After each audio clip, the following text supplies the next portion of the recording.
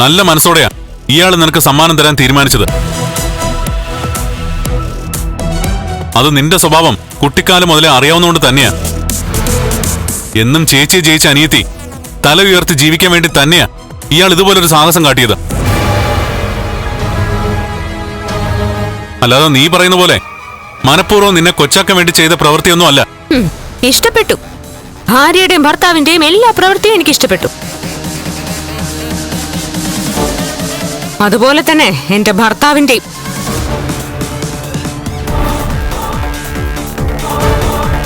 ഇവൾക്ക് നന്നായിട്ടറിയാം എന്റെ സ്വഭാവം. ഇതുപോലൊരു സംഭവം എന്റെ വീട്ടിലുണ്ടായ ഇവളെ പിന്നെ കാണില്ല. കൊല്ലാതെ കൊല്ലും ഞാനിവളെ. ഞാൻ മാത്രമല്ല, എന്റെ അച്ഛനും മുത്തശ്ശിയും ഒക്കെ. ഇവിടെ പക്ഷേ എനിക്കൊന്നും ചെയ്യാൻ പറ്റാതെ പോയല്ലോ.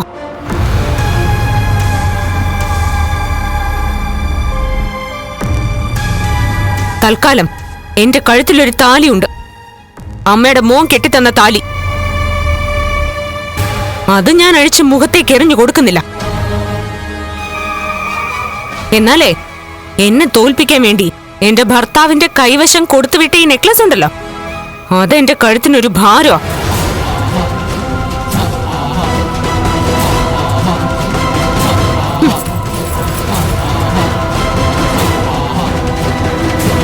ഭാര്യ പറഞ്ഞിട്ട് നിങ്ങൾ അവൾക്ക് വില കൂടിയ ആഭരണം വാങ്ങിച്ചെങ്കിൽ അത് അവക്ക് തന്നെ കൊടുക്കണം. അല്ലാതെ അത് എന്റെ ഭർത്താവിന്റെ കൈവശം കൊടുത്തു വിടരുത്. എനിക്കങ്ങനെ അർഹതയില്ലാത്തവര് തരുന്ന ദാനം വേണ്ട. ആ ഭിക്ഷ ഞാൻ സ്വീകരിക്കില്ല.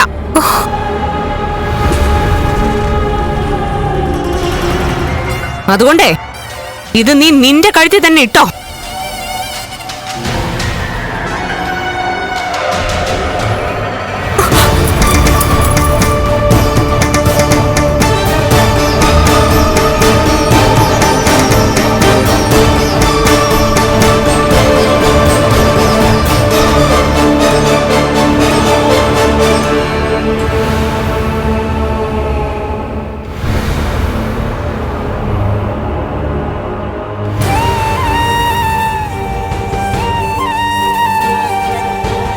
നിന്റെ അഹങ്കാരം കുറച്ച് കൂടുന്നുണ്ട് കരണേ. എനിക്കറിയാം. അങ്ങനെ അഹങ്കാരിയായ എനിക്ക് ഈ വീട്ടിൽ നിൽക്കാനുള്ള യോഗ്യത ഇല്ലെന്ന് എനിക്കറിയാം. ഈ വീട്ടിലെ വലിയേട്ടൻ എന്തെങ്കിലും പറഞ്ഞാലേ അമ്മ പോലും പഞ്ചപുച്ഛം അടക്കി കേട്ട് നിന്നല്ലേ പറ്റൂ. അതുകൊണ്ട് ഇയാൾ എന്നോട് ഇറങ്ങിപ്പോവാൻ പറയുന്നതിന് മുമ്പ് ഞാനങ്ങ് പോവാ. മോളെ, ആരും തടയാനും നോക്കണ്ട. ഈ വീട്ടിനകത്തേക്ക് വന്ന ശേഷം ശരിക്കും പറഞ്ഞ ഞാൻ ഈ വീടിന്റെ 4 ചുവരിൽ തളക്കപ്പെട്ടു പോയി. അങ്ങനെ ഒരു ജീവിതം മുന്നിൽ കണ്ട് വന്നവള് സ്വതന്ത്രയായി. ഇനി കുറച്ചുകൂടി സ്വതന്ത്ര ആവട്ടെ.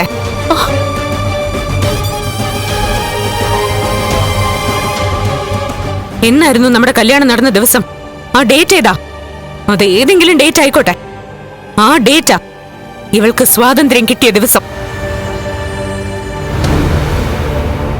അന്ന് തൊട്ട് ഞാൻ കൂട്ടിലടച്ച പോലെയായി. എനിക്കിനി വയ്യ ഇതിനകത്ത് കിടന്ന് നാരകിക്കാൻ. പിന്നെ നിങ്ങളുടെ ചേട്ടന്റെയും എന്റെ അടിമയായിരുന്ന ഇവളുടെയും ദാനം സ്വീകരിക്കാൻ എനിക്ക് വയ്യ. അതുകൊണ്ട് ഇനി ആരും എതിർക്കാൻ നോക്കണ്ട. എന്റെ വീട്ടിലേക്കും വരണ്ട.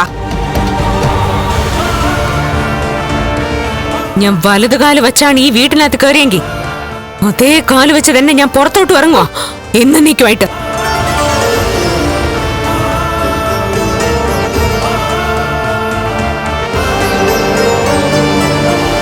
അയ്യോ മോളെ, പെട്ടെന്നുള്ള ആവേശത്തിനൊന്നും ചെയ്യല്ലേ മോളെ. ഞാൻ പറഞ്ഞിട്ടുണ്ടല്ലോ അമ്മയോട്, എന്റെ വീട്ടിലേക്ക് കയറി ചെന്നാ എന്നെ സ്വീകരിക്കാൻ ഒരു അച്ഛനുണ്ട്. അവിടെ അമ്മ എന്നെ വിമർശിക്കുകയാണെങ്കിൽ അവിടുന്ന് മാറി താമസിക്കാൻ എന്റെ മുത്തശ്ശിയുടെ വീടുണ്ട്. അങ്ങനെയുള്ളപ്പോ എനിക്കിവിടെ കിടന്ന് കോമാളിയാവേണ്ട കാര്യമില്ല.